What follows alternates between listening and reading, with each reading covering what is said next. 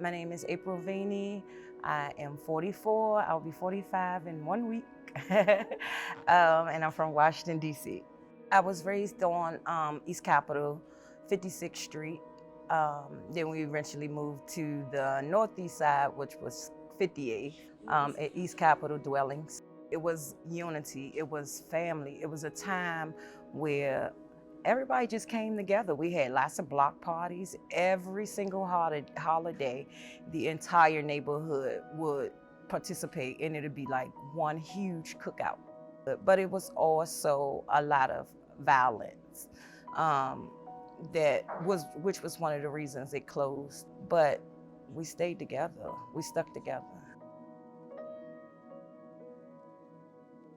I was homeless from the age of 16 to around 23 years old. I couch surfed. I've stayed at bus stops. I've just hung out outside all night. Abandoned buildings. I walked the streets of DC from one side, from southeast side all the way to the northwest side and back. I had my son at 16. Yes.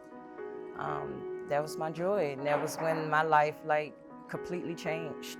It was good and bad. It was good because I had somebody that I can nourish and mold into a great human being, but it was bad because I wasn't in the best situation to provide for him.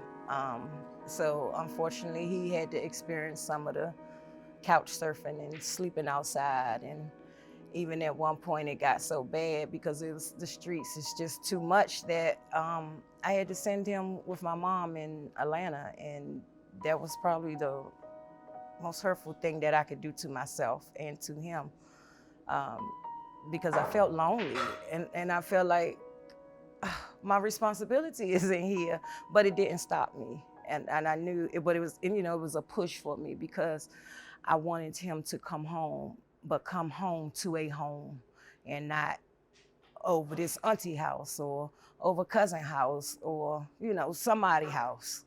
I tried to, reach out to family for help, but it was always a lot of opinions and a lot of back and forth, and I just got tired of the drama, and I found faith, and I just prayed, and I went to public assistance for help. Still never got it. I never got it.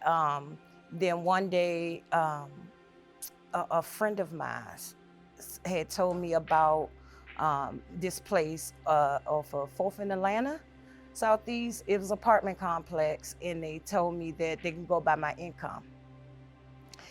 And I was like, but I don't have any income. And they was like, well, you won't pay no rent. So I was like, yes, okay.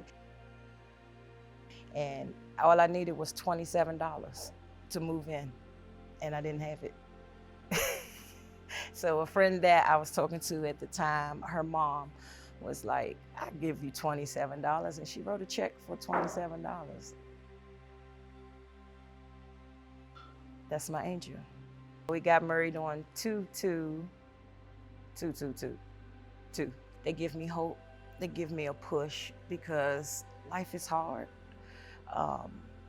Especially being a Black woman, you're not being treated equal. You're often overlooked, and so it means a lot to me, because now I have more personalities that I can help mold and shape, and I hear their dreams, and I hear their inspirations, what inspires them and what their desire is, and I push them towards it.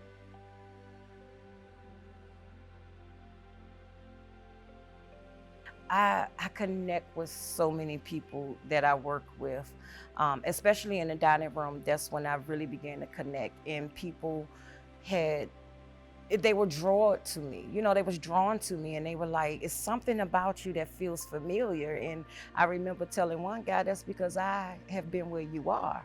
And, I can use what I have been through to help them get where they want to be. Or even just get out the depression of it, or just have some type of hope.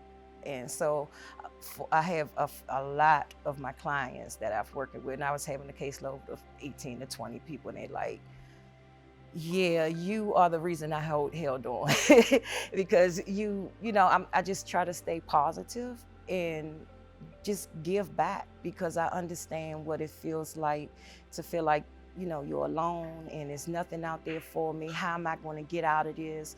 Where's this meal going to come from? And so yeah, I use it every time I meet with somebody, and I share my story with those who are open to hear it.